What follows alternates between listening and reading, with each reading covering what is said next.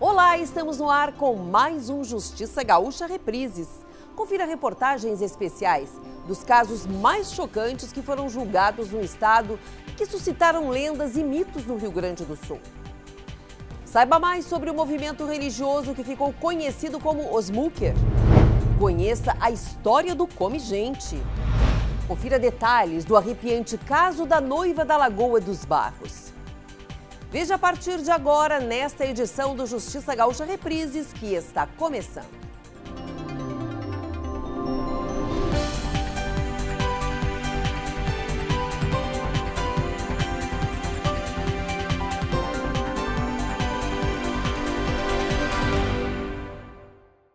O movimento que ficou conhecido como os Mucker, no Rio Grande do Sul, começou em meados de 1870, na cidade de Sapiranga, e trata de um verdadeiro massacre que envolveu religião, política, preconceito e alguns aspectos que podem ter sido mascarados ao longo do tempo. Essa história estará na exposição Mitos e Realidade do Memorial do Judiciário. Jacobina Mendes Maurer, uma jovem imigrante alemã, deu início a um movimento messiânico que não foi aceito por parte dos colonos da região. Os atritos da comunidade do Ferrabras com seus opositores entraram em choque aberto e envolvia 3 grupos: os Mucker, a sociedade relacionada à Igreja Católica e a da Luterana. Tanto o padre como o pastor atribuíam à comunidade de Jacobina e João Maurer características malditas. O historiador Daniel Gever dedicou a sua dissertação de mestrado sobre o caso. Ele ressalta a representatividade de Jacobina nos movimentos messiânicos do Brasil. O movimento Mucker, ele também é um movimento messiânico, mas com características bastante próprias, uma vez que é o único movimento ocorrido em ambiente protestante, uma vez que a maioria dos integrantes, né, que frequentavam a casa de Jacobina, né, e que frequentavam os cultos domésticos celebrados por Jacobina, a grande maioria destes fiéis eram provenientes da igreja protestante, da igreja luterana, né, de origem alemã. Né. Além disso, também, um outro aspecto importante é o fato de nós termos um movimento que é liderado por uma mulher, o que impõe aí, sem dúvida alguma, uma questão de gênero muito importante. Porque, afinal de contas, a Jacobina do século XIX, do final do século XIX, ela passa a ser vista pela sua comunidade, né, e principalmente por aqueles que a observam de longe, como uma transgressora, como aquela que ousou cruzar o espaço doméstico ao qual a mulher estava autorizada, e passa a ocupar um lugar de uma líder. A polícia local prendeu os líderes do movimento do Ferrabras e usaram os constantes desmaios de Jacobina como justificativa para interná-la na Santa Casa de Misericórdia, em Porto Alegre. O prontuário de internação original de Jacobina na Santa Casa ainda existe. Faz parte de uma coletânea de documentos oficiais inéditos e de fonte primária, de uma obra chamada Minha Amada Maria, Cartas dos Mucker, da escritora Elma Santana, prefaciada pelo antropólogo e historiador Antônio Augusto Fagundes. Naquele período, um ano que antecede a morte dela, os ânimos estavam muito alterados no Ferrabras, em toda aquela região ali de São Leopoldo. E o marido dela, João Jorge Maurer, foi preso, veio aqui para o cárcere aqui em Porto Alegre. E, na verdade, não existiam prisões femininas, né? Então, foi uma maneira, eu acredito, eu interpretando a minha maneira, de colocarem ela na Santa Casa, né? Porque achavam que ela teria doenças, alguma enfermidade, e ela foi colocada numa carreta, foi levada lá para São Leopoldo, foi apedrejada, enfim, fizeram horrores com a Jacobina. Então, trouxeram ela para a Santa Casa, ela ficou 20 dias aqui na Santa Casa. Esse documento nunca foi mencionado por outras pessoas, até porque havia na Santa Casa um documento que dizia que ela não estivera lá internada lá na Santa Casa. E eu, por documentos que eu li no livro do Moacir Domingues e tudo, que ela esteve lá internada, né? E eu estive lá em 84, isso começou em 84 essa minha pesquisa. E aí eu encontro nos livros que dizia não consta.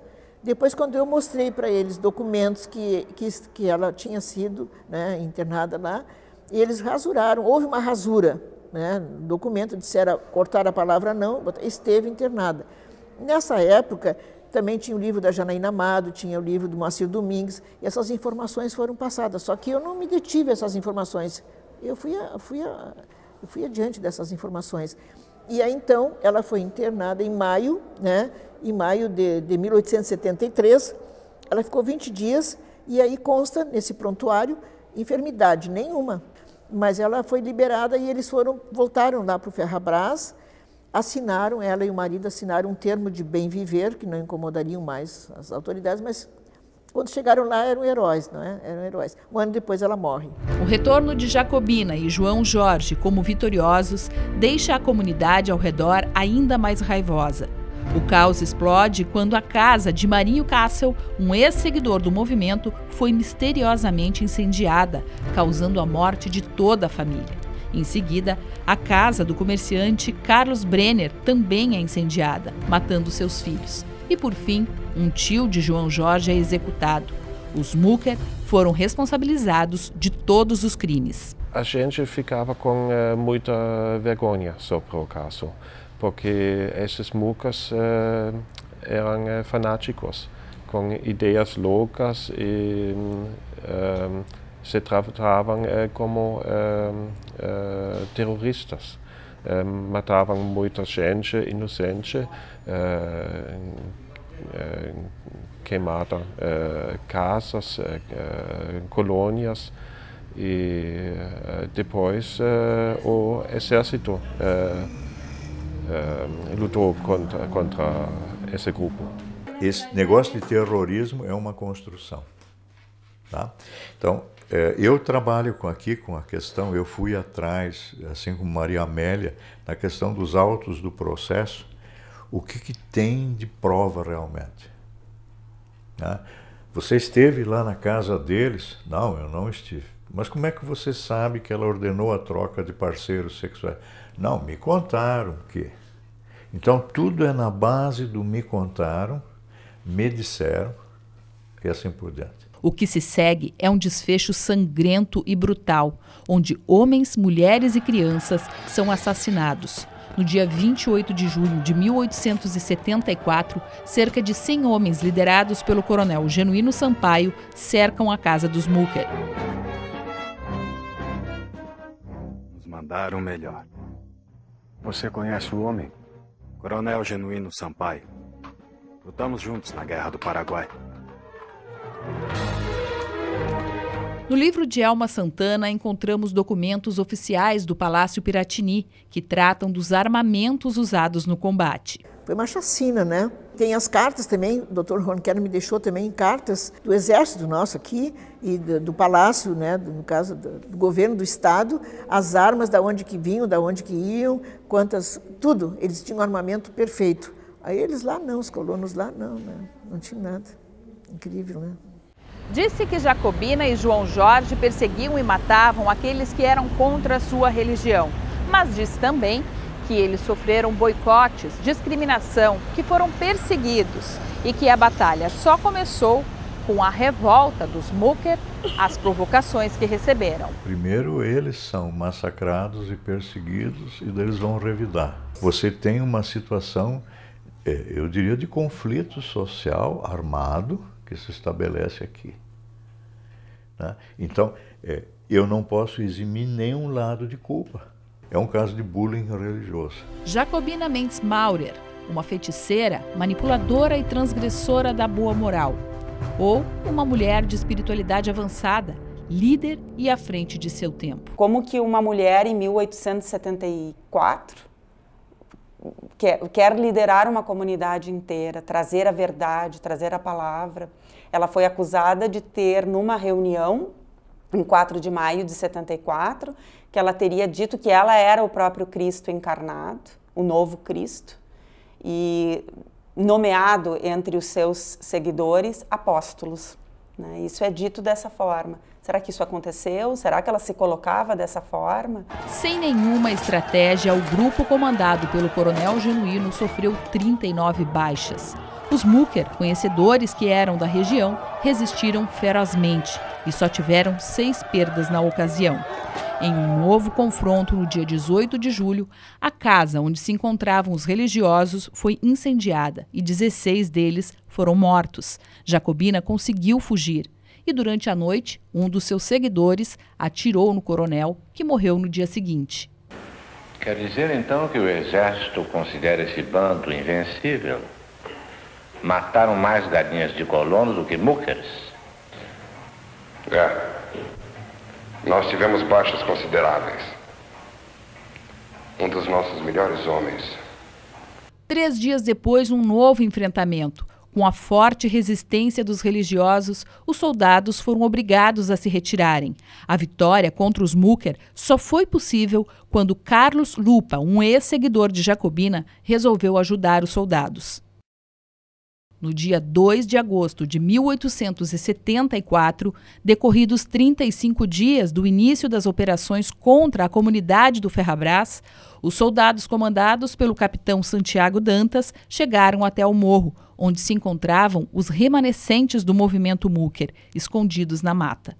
Todos foram mortos, incluindo Jacobina e a filha caçula, Leidert. E morreu com essa criança, então também dizem os inimigos da história que ela teria matado essa criança, a Leidert, que estava com ela, para que o choro não denunciasse onde eles estavam, lá naquele morro Ferrabras fechado mesmo.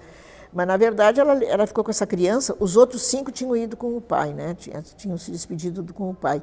E essa criança, ela foi porque ela estaria amamentando essa criança, era nenê recém-nascido. Então, morreram 17 pessoas ali, uma coisa terrível.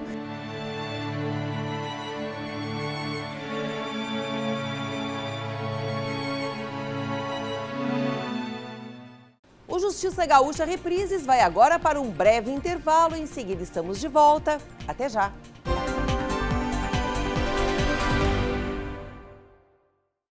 No Rio Grande do Sul, 600 crianças e adolescentes estão prontinhas para serem adotadas.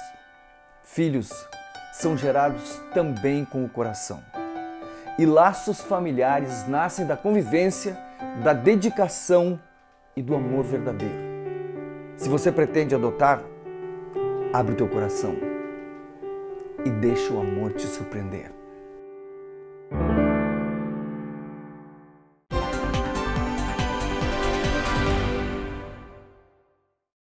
A exposição Mitos e Realidade trará ao visitante a possibilidade de desvendar por si mesmo casos históricos da justiça e fatos que provocaram o surgimento de muito folclore ou que deixaram lacunas. Acompanhe agora a história do Come Gente. O ano é 1929. Erechim, região do Alto Uruguai Gaúcho, que se chamava Boa Vista de Erechim. Um veterano polonês que lutou na Primeira Guerra Mundial, recém-chegado ao Brasil, busca emprego na cidade. Ele vai trabalhar numa fábrica de banha e ele fica pouco tempo lá trabalhando e em seguida ele já conhece o Tomás, que já vai abrigar ele na casa dele, da família, né? Depois eles vão trabalhar, ele vai trabalhar de agricultor junto com o Tomás nas terras que o Tomás tem na colônia, que é longe da casa. Eles têm que pegar um ônibus e ir até o local, né, que é onde acontece o crime. Ele encontra uma oportunidade na casa de Thomas, um conterrâneo já estabelecido no país. Convidado a morar na casa do patrão, logo se apaixona pela enteada Sabina.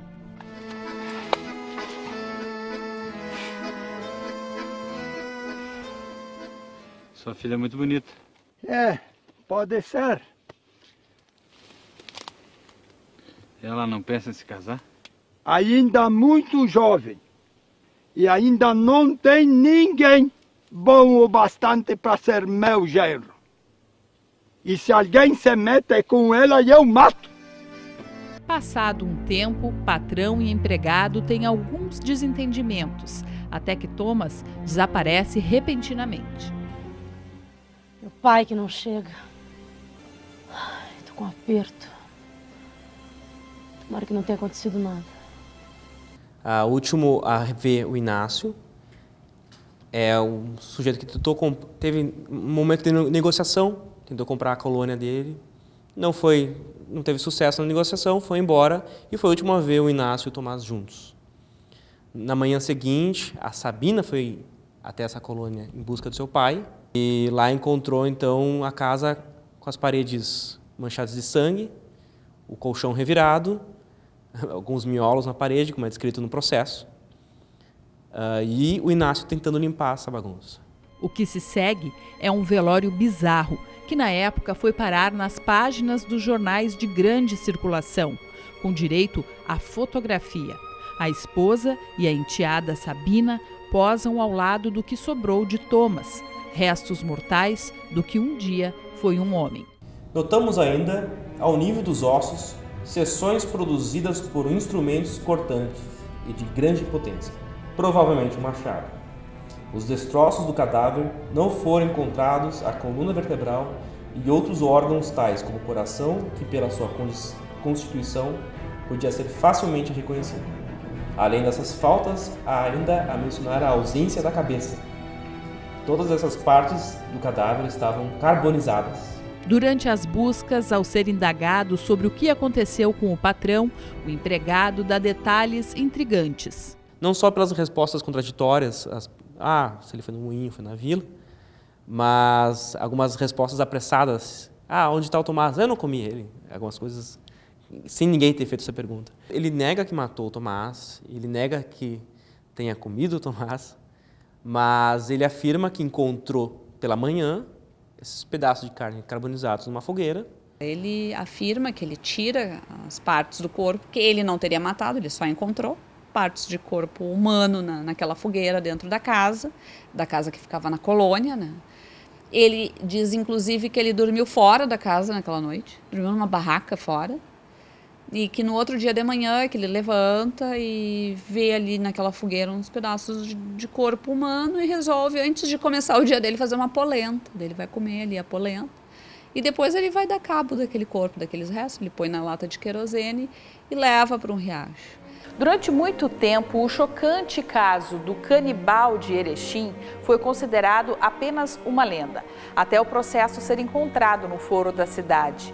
O famoso come-gente, que tanto povoou o imaginário infantil daquela região, viveu de verdade, sob o nome de Inácio. De fato, a lenda foi se tornar história quando foi feito esse trabalho pelo Arquivo Histórico de Erechim, pelos historiadores do Museu de Erechim, de recuperar esse documento, encontraram no fórum, nos arquivos ainda empoeirados, encontraram esse processo valioso e conseguiram desvendar vários detalhes da vida deles. Apesar de todos os boatos e depoimentos de testemunhas que levam a crer no canibalismo de Inácio, ele foi julgado e condenado em júri a 21 anos de prisão por homicídio. Nada foi mencionado sobre ele comer gente. Não foi encontrado pela antropofagia. Foi homicídio com graus de crueldade, requinte, porque ele de fato cortou o corpo, carbonizou e escondeu ele. E também pelo fato de ter cometido um crime contra o patrão dele. Isso é uma coisa que é dita muitas vezes no processo, que o fato de ter cometido um crime contra o patrão é algo que torna a pena dele mais grave. A promotoria que atuou no caso tinha uma hipótese sobre as motivações do crime e argumentou que, ao matar o patrão, Inácio tinha a expectativa de finalmente conseguir casar com Sabina e tomar conta das terras da família. Que ele matou o Tomás, o patrão dele, pensando na hipótese de que elas, sem um homem para ajudar, para trabalhar a terra na lavoura, para dar um sentido, elas daí em desespero, a Sabina casaria com ele. Um crime de grandes repercussões na imprensa daquela época, o boato sobre antropofagia de Inácio pode ter sido influenciado por um outro caso, anterior ao que ocorreu em Erechim, o de Ramos e Catarina, a famosa história de Catarina, a Catarina Come-gente, das linguiças humanas da Rua do Arvoredo. O Come-gente, uma lenda ou um caso real? Muitos indícios apontam que Inácio pode realmente ter cometido antropofagia. Outros, no entanto, nos dão pistas de que as partes faltantes do corpo do cadáver podem ter sido totalmente consumidas pelo fogo. Então, independente se ele de fato comeu o patrão depois de ter carbonizado, cortado o corpo dele, já havia uma suspeita de antropofagia por parte em cima do Inácio, e quando aparece um corpo de fato carbonizado em pedaços, não tem como não fazer essa hipótese, né? Essa é a dúvida que a gente pretende trazer aqui para o nosso investigador da exposição desvendar. Em breve, o Memorial do Judiciário abrirá uma exposição que dará ao visitante a oportunidade de mergulhar no tempo e se debruçar sobre esse e outros casos.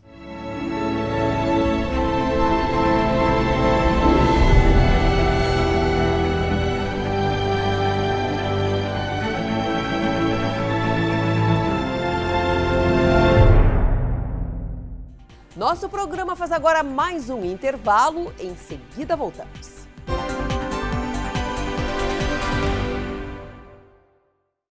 Envelhecer com dignidade é um direito de todo ser humano.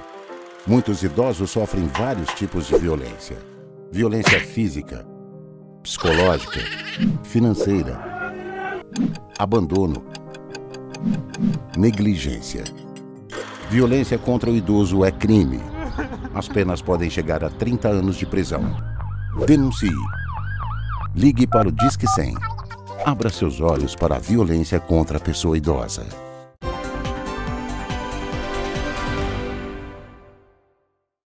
Nosso programa apresenta agora o caso da noiva da Lagoa dos Barros. Uma história cheia de suspense que envolve o assassinato de uma jovem na década de 1940. A reportagem especial é de Cristiane Viegas e Jorge Goulart. Quem já trafegou as margens da BR-101 entre Santo Antônio da Patrulha e Osório, no Rio Grande do Sul, certamente já ouviu histórias sobre a misteriosa Lagoa dos Barros. Há quem acredite que nas profundezas daquelas águas existe uma cidade submersa. Outros dizem que bem no meio há um redemoinho que faz homens, peixes e barcos sumirem. Mas a mais ouvida é sobre uma jovem moça que, vestida de branco, vaga pela região, aparecendo para caminhoneiros e viajantes e depois desaparece. Verdade ou não, o fato é que nunca se vê alguém na Lagoa dos Barros. No silêncio dessas águas turvas, no entanto, os sonhos de uma jovem estudante de 17 anos afundaram junto a seu corpo. E isso não foi uma lenda contada, mas um fato verídico. Um crime bárbaro que chocou a sociedade porto-alegrense dos anos 40.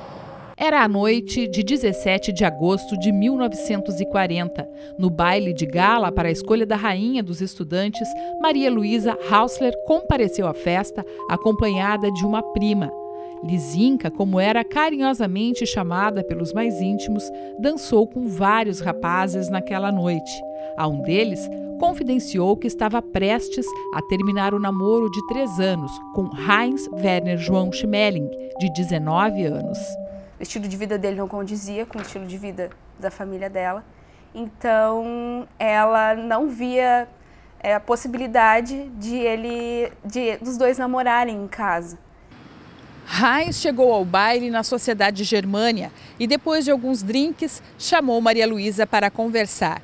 Ninguém estranhou o fato dos dois terem saído juntos no meio da madrugada, já que eram namorados. O estranhamento veio no dia seguinte, quando nenhum dos dois havia voltado para casa. Ao falarmos de ciúmes, disse ele ser muito, muito ciumento, mesmo quando não o mostrasse. Aparentemente ficava calmo, mas interiormente tornava-se furioso e seria capaz de cometer, por causa de ciúmes, uma grande loucura. Então começamos a conversar sobre brigas e a minha pergunta, disse-me ele que haveria somente 2 motivos por causa dos quais brigaria comigo. E baixinho e pausadamente, ele nos disse: se tu tivesses um outro, e ainda mais baixinho, ou se tu não aceitasse o meu amor. O trecho faz parte do diário original de Maria Luísa, que ainda existe no processo judicial do acervo do Memorial do Judiciário. Escrito em alemão, foi traduzido por um tradutor juramentado. As páginas escritas a lápis apontam o perfil de um homem ciumento e, ao mesmo tempo, mentiroso e que causava mágoas. Ela se mostra, nas folhas do diário, bastante encantada por ele, ela tinha uma paixão por ele. No momento em que ela morre, ela está com 17 anos, né? Ela é super jovem.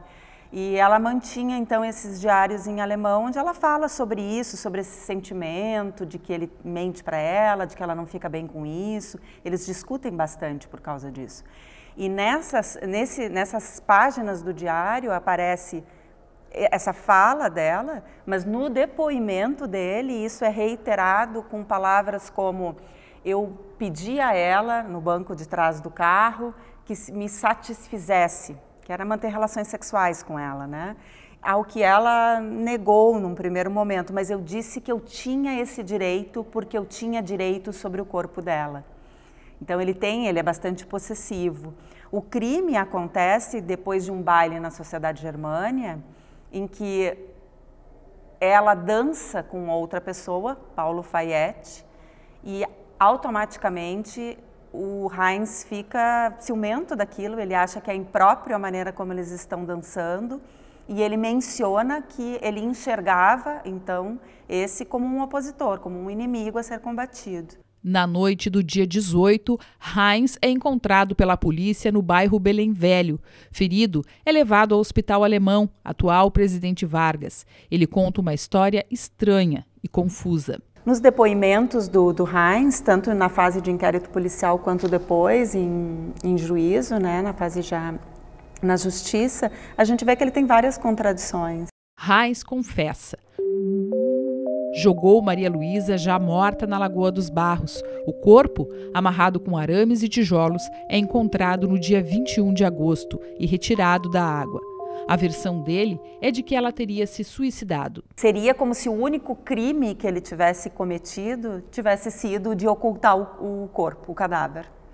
Porque ele diz que ela morreu nesse acidente, mas ele ficou em pânico de achar que as pessoas não iam acreditar que era um acidente. Então ele resolveu ocultar e que ele estava transtornadíssimo porque ele amava muito ela.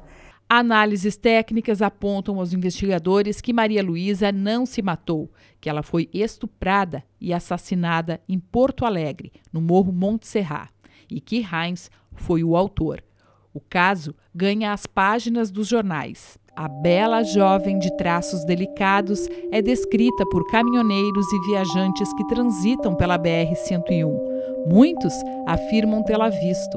Há boatos, inclusive, de que algumas pessoas teriam dado carona a uma moça vestida de noiva que desaparece repentinamente.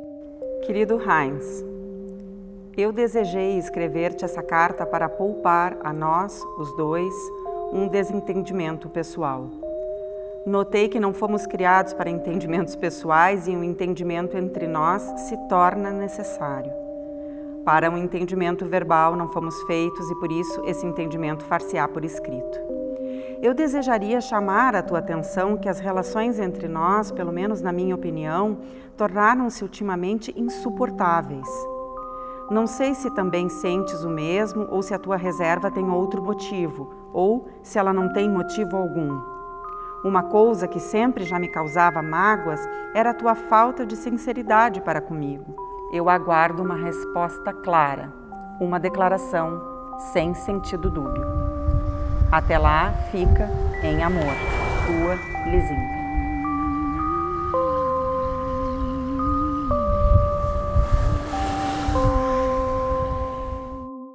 Estamos terminando mais um programa Justiça Gaúcha Reprises.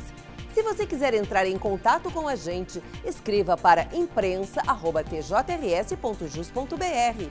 E para assistir aos programas é só acessar www.tjrs.jus.br. As edições anteriores do Justiça Gaúcha ficam na aba de imprensa no link Justiça Gaúcha na TV. Semana que vem estamos de volta. Eu espero por você. Até lá!